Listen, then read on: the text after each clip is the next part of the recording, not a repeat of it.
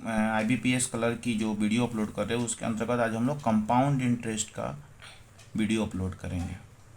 Okay, compound interest की दो formula होती है। एक हमसे जो पूछा जाता है वो CI पूछा जाता है। कंपाउंड इंटरेस्ट का फार्मूला होता है P 1+R/100 के पावर n-1। P प्रिंसिपल हो गया, R रेट ऑफ इंटरेस्ट हो गया। P जो होता है वो प्रिंसिपल,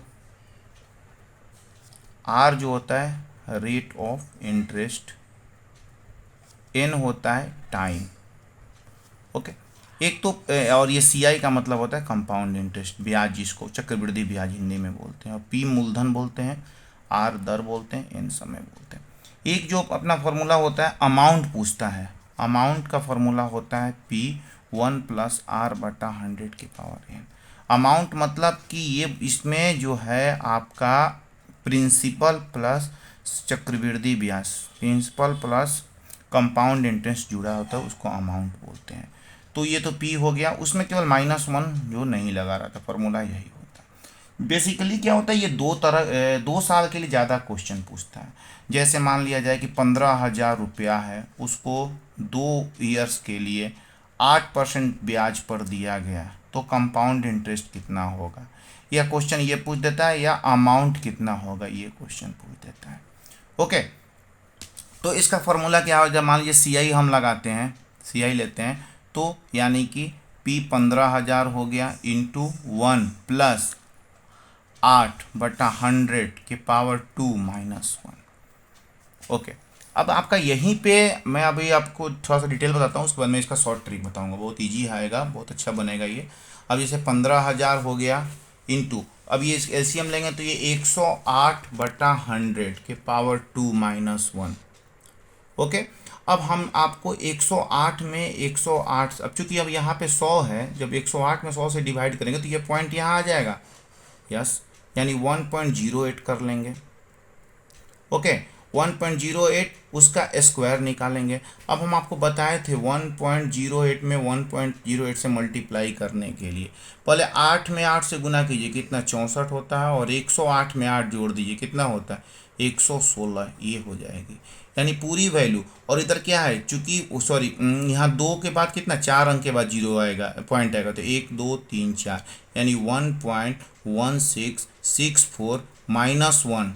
ओके, और अब ये 0.1 से 1 हट जाएगा, यानी 0.1664 में 15,000 से मल्टीप्लाई कर देंगे तो हमारा CI निकल जाएगा। चूंकि 4 अंक के बाद 0, इधर 3 0 है, 4 अंक बाद पॉइंट है, 3 0, तो पहले 15 से इनमें गुना कर लेंगे, 15 चौके 60, ओके, 6 15 छक्का 90 और 6 96, 9 15 छक्का 90, 9 99, 9 15 कम 15 और 9 24, ये 3 जीरो बैठाएंगे, 1 2 3, 4 अंक के बाद पॉइंट है तो 1 2 3 4 हट जाएगा, यानी 2496 रुपया उसका ब्याज हुआ। ओके, दो तरीका है, अगर आपके कम अमाउंट पूछे तो इस 2496 को इसमें ऐड कर देंगे, या यहीं -1 हटा देंगे तो आंसर निकल जाएगा। अब इसकी शॉर्ट ट्रिक, इसी क्वेश्चन को हम शॉर्ट ट्रिक पे बनाते हैं। ठीक है, आपको हमने एक तरीका बताया था सबसे पहले, थोड़ा सा उसके पहले कैलकुलेशन में जाना पड़े, कैलकुलेशन का ट्रिक। जैसे 105 में 105 से मल्टीप्लाई करना है, तो 100 से कितना ज़्यादा है 5, ये 100 से कितना ज़्यादा है 5, दोनों का आपस में मल्टीप्लाई कर लेंगे, 5 और 5 25। अब इसके 105 में इसके 100 के केवल ऊपर जो ज़्यादा उसको ऐड करेंगे, यानी 105 में 5 जोड़ेंगे तो 110, तो 110 को आगे लगा देंगे, यानी ये वैल्यू होगी। अब आप देखिए इसी क्वेश्चन को उठाते हैं,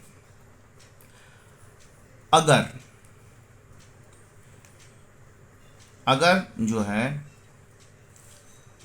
चक्रवृद्धि ब्याज 4% हो, सॉरी ब्याज की दर 4% हो, आपसे दो ही क्वेश्चन पूछेगा, या तो पूछेगा अमाउंट और नहीं तो CI।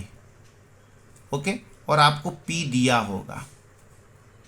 4% अगर ब्याज है, अब देखिए सब आप पहले समझिए, अमाउंट जब निकालना होता है तो ये एक नहीं रहता है, जब चक्रवृद्धि ब्याज निकालना होता है तो इस एक को हम माइनस कर देते हैं।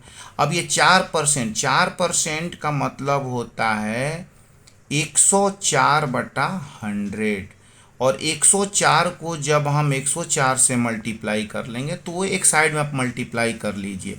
एक 4 का मतलब हो गया 104 में 104 से मल्टीप्लाई, यानी कि 4 चौका 16 और 104 4 चौका 16, 104 और 4 108, 1.0816। ओके। अब चूंकि अपने को अमाउंट निकालना है तो ये यहाँ पे प्रिंसिपल में 1.0816 से मल्टीप्लाई कर दीजिए, आंसर डायरेक्ट आएगा। अगर CI निकालना है तो उसी प्रिंसिपल में 0.0816 से मल्टीप्लाई 1 माइनस कर लीजिए, डायरेक्ट आंसर आएगा। अगर आपका 5% ब्याज दिया है तो P में आप जो है ना 5 का कैसे निकलेगा, 25 और 110, जैसे 105 इंटू 105, 25 और 105 में 5 जोड़ते हैं 110।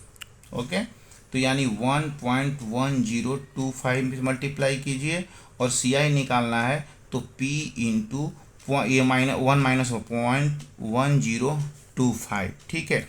अब एक और तरीका है इसका, बहुत ईजी तरीका है। ठीक है। अब इसका एक तरीका ये है कि आप जो है, अब ऐसा 5% है, 5% का एक और तरीका, 5 का परसेंट है। अब ये 105 में 5 से मल्टीप्लाई करने का भी एक और तरीका है। अगर परसेंट चक्रवृद्धि बन जाएगा, पहले 5 का स्क्वायर निकाल दीजिए 25 और उसमें 5 में 2 से गुना कीजिए 10, एक आके लगा दीजिए। 4 का स्क्वायर कीजिए 16, 4 में 2 से गुना कीजिए 8, चूंकि 8 ही होता तो उसके आगे एक जीरो नहीं। जैसा मान लीजिए एक 6% है तो 6% का क्या करेंगे, अगर अमाउंट पूछे तो P में क्या करेंगे, पहले 6 से गुना करेंगे, कितना हो गया 36 और 6 दूनी 12 और एक आगे लगा दीजिए।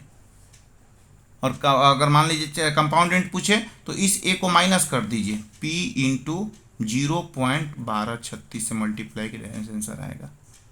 जैसे मान लिया जाए 9% का पूछ रहा है तो हम क्या करेंगे, 9 को स्क्वायर निकाल लेंगे 81 और 9 में 2 से गुना करेंगे 18 और एक को आगे लगाएंगे, उसमें P से मल्टीप्लाई करेंगे। और अगर चक्रवृद्धि ब्याज पूछे तो P इंटू इस एक को माइनस हटा लेंगे तो 0.1881, ये शॉर्ट ट्रिक हुआ। ठीक है। आप इस तरीके से आप जैसे मान लीजिए अगर चक्रवृद्धि ब्याज जब पूछे 10,000 रुपया है, जैसे मान लिया जाए, अभी क्वेश्चन एक ले लेते हैं। जैसे अमाउंट है 20,000 रुपया, प्रिंसिपल 20,000 है, रेट ऑफ इंटरेस्ट जो है 8% है, टाइम जो है 2 साल का है और आपसे जो है ना चक्रवृद्धि ब्याज पूछ रहा है। आपको कोई फॉर्मूला लगाने की जरूरत नहीं, डायरेक्ट अपने दिमाग में कंसेप्ट लाइए। 8% यानी प्रिंसिपल में किससे गुना होगा, 8% का पहले स्क्वायर निकाले, 8 का स्क्वायर कीजिए 64 और 8 का डबल कीजिए 16। चूंकि CI पूछ रहा है तो यहाँ एक ना होकर के 0 हो जाएगा। इसको जो है हम 20,000 से मल्टीप्लाई करेंगे तो 2 चौके 8, 6 दूनी 12 के 2, 1, 16 दूनी 32 और 1 33 और 1 2 3 4 जीरो बैठेगा और 4 जीरो ही आउट हो जाएगा, यानी 3228 रुपये आपका CI होगा। अगर वीडियो अच्छी लगी तो लाइक और सब्सक्राइब करें। Thank you.